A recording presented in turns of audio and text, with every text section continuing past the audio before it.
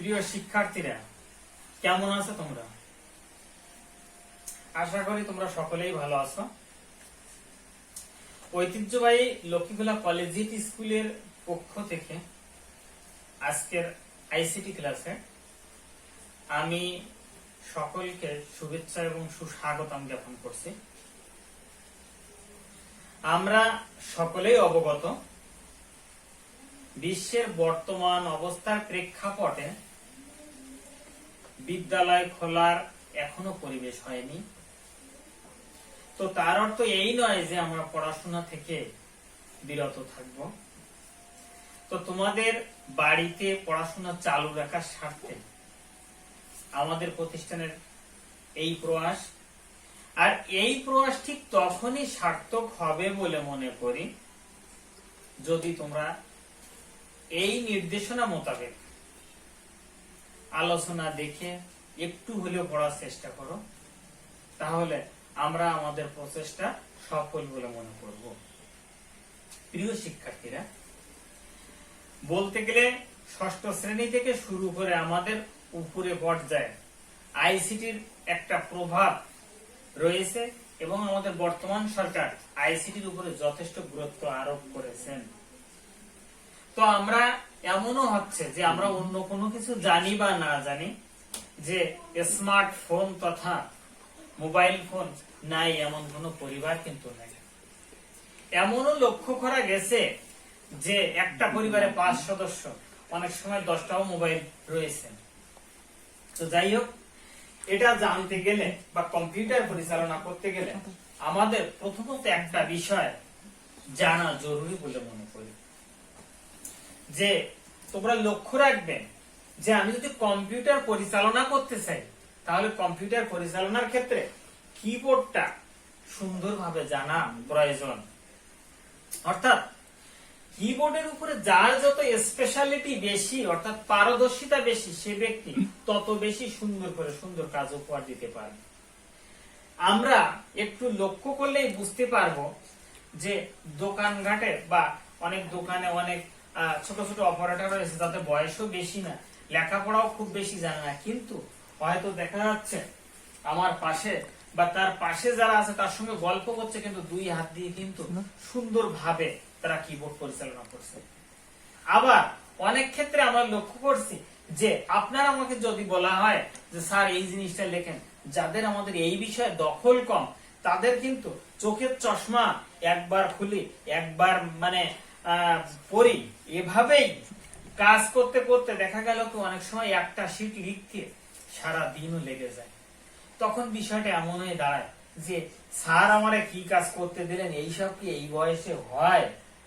তো বিষয়টা হলো এই যে সেটা তো জরুরি, আর তারপরে আমাদের পরীক্ষায় ভালো নম্বর পাওয়ার জন্য আমরা আজকে এই কিবোর্ডের উপর একটা আলোচনা দেখব।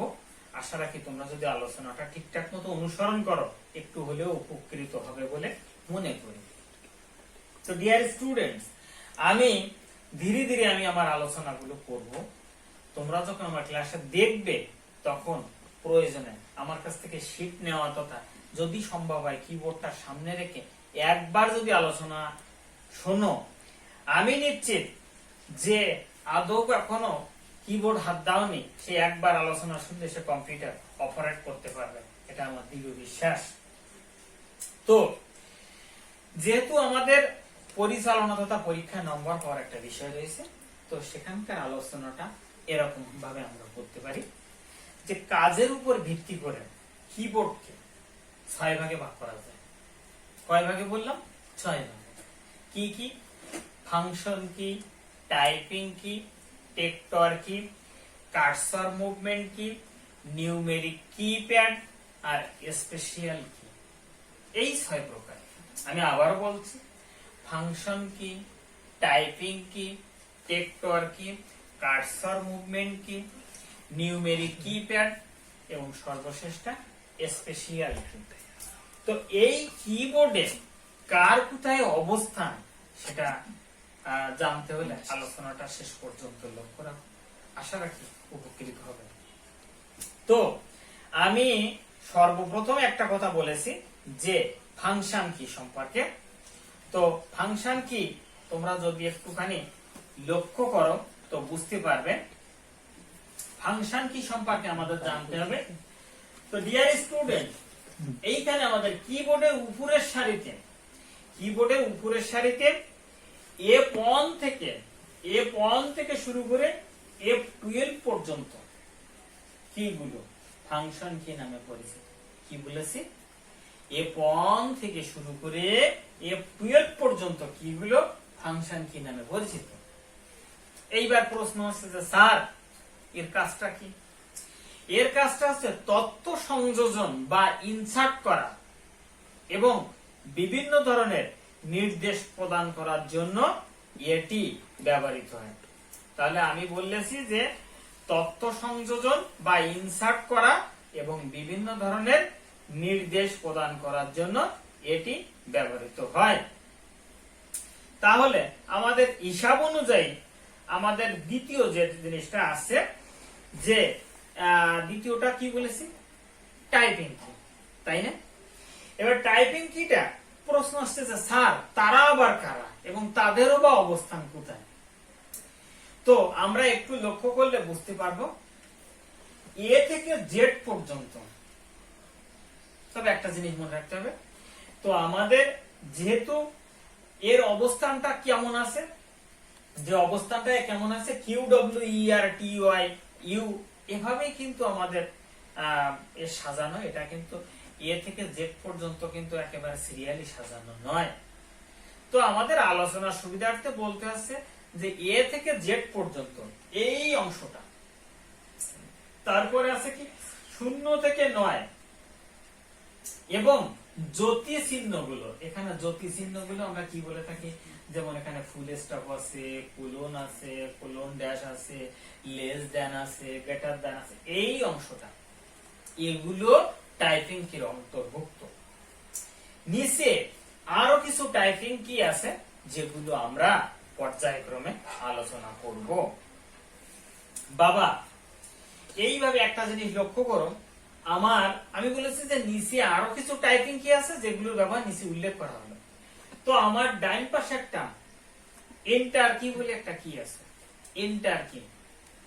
তো এন্টার কি যেমন আমরা মোবাইলের কোন নাম্বার তুলে একেবারে ইয়েস বাটন চাপ দিই, তেমনি ভাবে এই এন্টার কির কাজটা হলো কোন কমান্ড কার্যকর করার জন্য এটি প্রেস করতে হয়।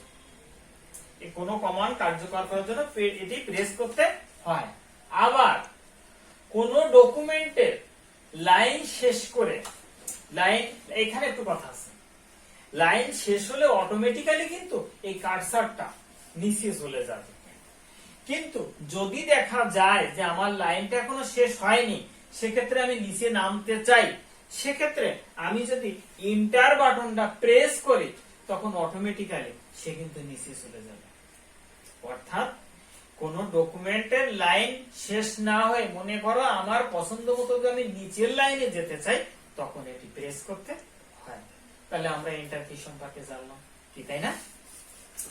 এরপরে দেখো এখানে ট্যাব কি বলে একটা কথা আছে। ট্যাব কি এর একটা নৈবেত্তিক আসে যে ট্যাব কিটা কোন কাজে ব্যবহৃত হয়। বাবা ছোট্ট একটা লাইন মনে রাখতে হবে, যে একটা নির্দিষ্ট দূরত্বে কার্সরকে স্থানান্তর করার জন্য এটি প্রেস করতে হয়। কি বললাম? আমরা বাংলা বা ইংরেজিতে কোনো কিছু লেখার ক্ষেত্রে আমরা কিন্তু আমরা প্যারা আকারে করি বা শুরুর দিকে একটু ড্যাশ দিয়ে আমরা লিখতে যাই। তো লেখার সময় প্রথম একেবারেই কাজগুলো ত্রুটিপূর্ণ ভাবে, মানে ত্রুটিমুক্ত ভাবে কাজ করা সম্ভব হয় না। সেক্ষেত্রে লেখার পরে অনেক সময় মানে যিনি আপনাকে লিখতে বা তোমাকে লিখতে দিচ্ছে সে হয়তো বলতে পারে যে ওখানে একটুখানি আপনি স্পেস দিয়ে যান। তো সেক্ষেত্রে যদি ট্যাব কিটা আমি প্রেস করি, দেখবে ওখানে কিন্তু একটা প্যারা আকারে সে চিহ্ন দেখাবে। আমি যদি দ্বিতীয়বার প্রেস করি তখন কিন্তু সে আরো আরেকবার জায়গা দেখাবে। এমনি ভাবে আমরা ট্যাব কির ব্যবহারটা করতে পারি। এবং সর্বশেষ মোটামুটি আমরা পূর্বের অবস্থায় ফিরে আসার জন্য কন্ট্রোল অল্টার জেড প্রেস করতে পারি। আমি আবারও বলছি কন্ট্রোল অল্টার জেড। আচ্ছা, এরপরে বাবা, এরপরে আমরা স্পেস বার নিয়ে আলোচনা করব। তোমরা সকলেই বুঝতে পারছো কিবোর্ডে একেবারে নিচের সারিতে, একেবারে নিচের সারিতে লম্বা মানে সব থেকে বড় কোনো কিছু লেখা নয়, এটি স্পেস বার নামে পরিচিত। এটি কোন কাজে ব্যবহৃত হয়? তো এখানে বলা হচ্ছে যে বিভিন্ন প্রোগ্রামে এটির কাজ বিভিন্ন রকমের, তবে সাধারণত শব্দের ভিতরে স্থান ফাঁকা করতে এটি ব্যবহৃত হয়। আবার দেখবে যে সমস্ত বাচ্চারা গেম খেলার পারদর্শী, গেম খেলার ক্ষেত্রে স্পেস বার চাপ দিলে কিন্তু খেলাটা আরম্ভ হয়। তো আমরা স্পেস বার সম্পর্কে জানলাম। এবার এরপরে আমরা দেখব শিফট কি, অর্থাৎ কিবোর্ডের পঞ্চম সারিতে ডাইনে এবং বামে দুইটা শিফট কি আছে, SHIFT দুইটা শিফট কি আছে। তো প্রশ্ন আছে যে স্যার এখানে দুইটা শিফট কি আছে, দুটোর বানানো একই রকম, তো এটা কোন ভাবে আমরা কি করব? তো তোমরা সকলেই অবগত, তুমি আমি জানি না কিবোর্ড পরিচালনা করবে একটা আঙুল এখানে একটা দিয়ে এ কোথায় বি কোথায় এমনি ভাবে, বাট যারা পারদর্শী তারা কিন্তু হাতটা এভাবেই ধরে, এটা কিন্তু কোন ভাবে কোন বাটনের উপরে কোন আঙুলটা যাবে সেটা আমি আমার আলোচনা শেষে আমি দেখিয়ে দেব। তো এভাবেই কিন্তু দুই হাত দিয়ে তারা পরিচালনা করে। আর এই দুপাশে থাকার সুবিধা এটা হলো কি, আমাদের ধরে নিলাম যে লিখলাম যে Bangladesh is a small country, it is our motherland, এক্ষেত্রে শব্দের শুরুতে বড় হাতের অক্ষর দেওয়ার প্রয়োজন হয়, এটি করার জন্য এটা দুপাশে শিফটের ব্যবহার রয়েছে। তো যাই হোক, আচ্ছা এই শিফটের পরে এখানে তখন কি করতে হয়, তখন ওই বর্ণ লেখার জন্য শিফটটা চেপে ধরে আঙুলকে চেপে ধরে নির্দিষ্ট বর্ণের উপরে চাপ দিলে সেটি কিন্তু বড় আকার ধারণ করবে। তাহলে এটি গেল শিফট কি এর কাজ। এরপরে আছে ক্যাপস লক। আমরা দেখো চতুর্থ সারির সর্ববামে ক্যাপস লক নামক একটা বাটন রয়েছে। এই ক্যাপস লকটা যদি চাপ দেওয়া হয়, একবার প্রেস করা হয়, তখন এর কিবোর্ডের ডান পাশে আরেকটা সিগন্যাল লাইট জ্বলে উঠবে। এই আলো জ্বলে উঠলে একটানা যদি কোনো শিক্ষার্থী সব বড় হাতের অর্থাৎ ক্যাপিটাল লেটারে লিখতে চায়, তখন কিন্তু ওই একটানা বড় হাতের অক্ষর হতেই থাকবে। যেমন লক্ষ্য করলে বুঝতে পারবো আমি যে বাটনটায় চাপ দিব সব কিন্তু বড় হাতের। এর নৈবেত্তিকটা এভাবেই আসে যে ক্যাপস লক কোন কাজে ব্যবহৃত হয়। সেক্ষেত্রে আমরা বলতে পারি যে একটানা বড় হাতের অক্ষর লেখার জন্য এটি একবার প্রেস করতে হয়। এটা জ্ঞানমূলক প্রশ্ন হতে পারে। পুনরায় ছোট হাতের অক্ষর লেখার জন্য এটিকে আরেকবার প্রেস করতে হয়। এটি আরেকবার প্রেস করলে ও আবার ছোট হাতের হয়ে যাবে। তখন আমি যে বাটনে চাপি না কেন আমরা লক্ষ্য করলে বুঝতে পারবো ছোট হাতেরও চলতে থাকছে। তাহলে আমরা সংজ্ঞাটা জানলাম, একটানা বড় হাতের অক্ষর লেখার জন্য এটি একবার প্রেস করতে হয়, পুনরায় ছোট হাতের অক্ষর লেখার জন্য এটি আবার প্রেস করতে হয়। তো আমরা টাইপিং কি সম্পর্কে জেনেছি। এবার বাবা আমরা জানবো টেক্টর কি সম্পর্কে। এবার প্রশ্ন আছে যে টেক্টর কি কারা। আমরা আমাদের কিবোর্ডের ডাইন অংশে এক জায়গায় দেখো, তোমরা লক্ষ্য করলে বুঝতে পারবা 6টা কি রয়েছে। সেখানে কি কি আছে এই অংশটা তোমরা দেখো, সেখানে পেজ আপ আছে, পেজ ডাউন আছে, হোম আছে, এন্ড আছে, ডিলিট আছে, ব্যাক স্পেস আছে, হ্যাঁ ইনসার্ট কি আছে, তারপরে এই যে কথাগুলো আছে।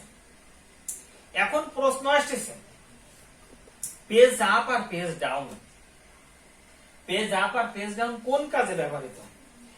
তো একটা জিনিস বুঝতে হবে, কার্সরকে আপ মানে আমরা সকলে অবগত, আপ মানে উপরে আর ডাউন মানে নিচে।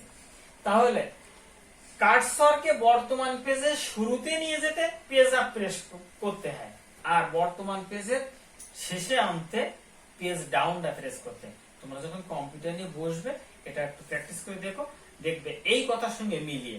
এই যদি ছোট কোনো বাচ্চাও দেখে এবং মিলায় কাজ করে, অটোমেটিক্যালি সে ইজিলি এই কাজটা করতে পারবে। আন্ডারস্ট্যান্ড? তো আমরা জেনেছি যে পেজ আপ, কার্সর। কার্সর, এইবার প্রশ্ন আছে যে কার্সরটা কি?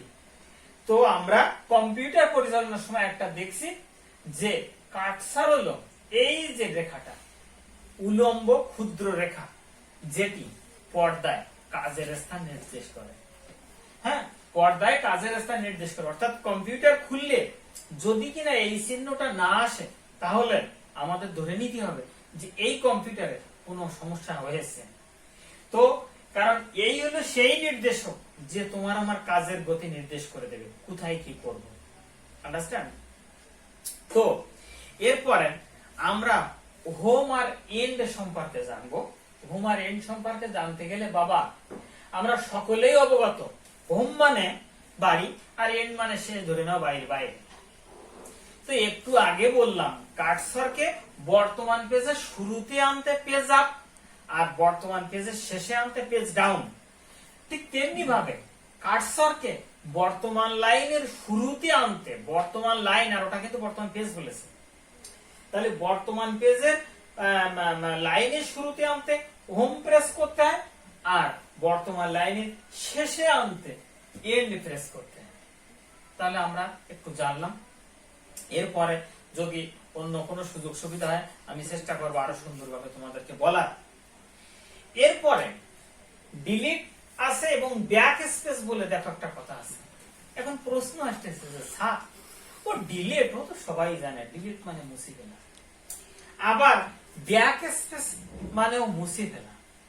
তাহলে প্রশ্ন আসতেছে একে মুছে ফেলার জন্য এক ডিলিট আর ব্যাক স্পেস দুটো কেন দেওয়া হলো?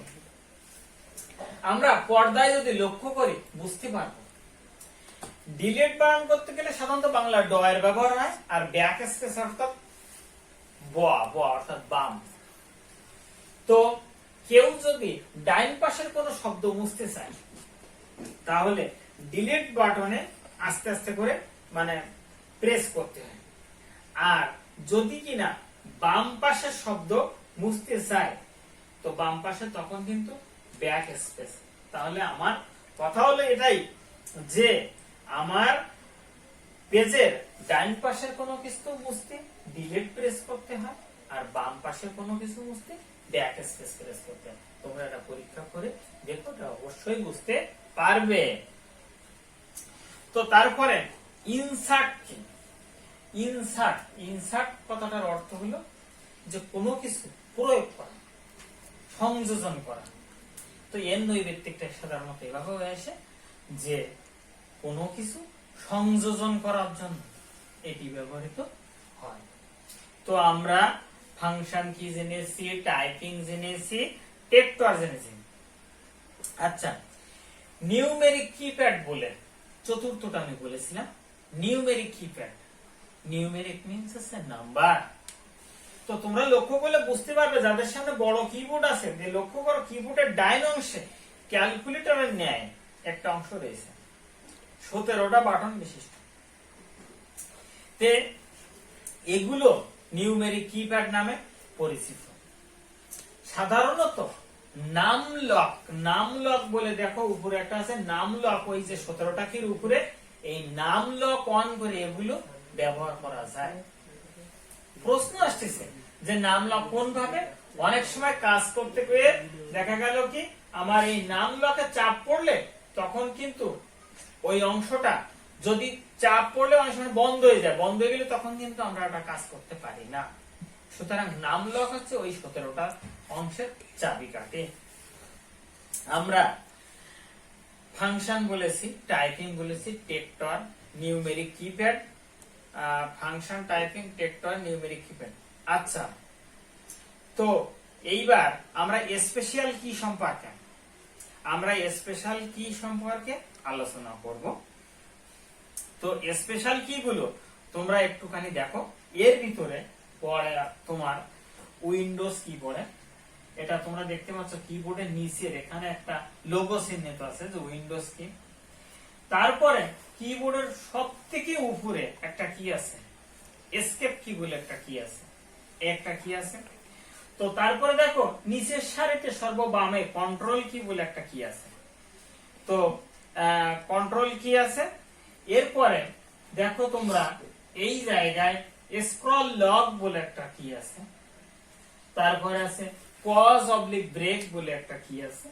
হ্যাঁ, এই যে কিগুলো মোটামুটি। আর তারপরে দেখো নিচে এই যে স্পেস বারের ডাইনি ও বামে অল্টার এলটি যে দুটো কি আছে এটি, এবং তার পাশে আরেকটা কি আছে যেটি সমান্তরাল কি নামে পরিচিত। এগুলো স্পেশাল কি অন্তর্ভুক্ত। তো তোমরা মোটামুটি এই আলোচনাটা 1-2 বার শুনলে আশা রাখি এই বিষয়ে কিছুটা হলেও পারদর্শিতা আসবে বলে মনে করি। তো যাই হোক, এই পাঠে যদি তোমাদের সামান্য এই আলোচনা কিছুটা হলেও উপকারে আসে, তবে আমি মনে করব আমার তথা আমার প্রতিষ্ঠানের প্রচেষ্টা কিছুটা হলেও সার্থক। তো যেহেতু বর্তমান যে সময় আমরা বসবাস করছি, আসলে সময়টা আমরা খুবই খারাপ সময় অতিক্রম করছি এবং অদৃশ্য এক ভাইরাসের কবলে আমরা সকলেই আটকে আছি। তো শিক্ষা প্রতিষ্ঠান যতদিন খোলা না হয় তবু তোমরা বই বিমুখ হয়ে না কিছুটা হলেও পড়ার চেষ্টা করবে। আর সর্বদা বাসা বাড়িতে হ্যান্ড স্যানিটাইজার ব্যবহার করবে এবং যতদূর সম্ভব বাসা বাড়ি তথা বাইরে বের হওয়ার সময় অবশ্যই মুখে মাস্ক পরিধান করবে। তো আজকের আলোচনা এ পর্যন্ত। তোমরা সকলেই ভালো থাকো, সুস্থ থাকো। মহান সৃষ্টিকর্তার দোয়া আশীর্বাদ বর্ষিত হোক আমাদের সবার মাঝে। Thank you all.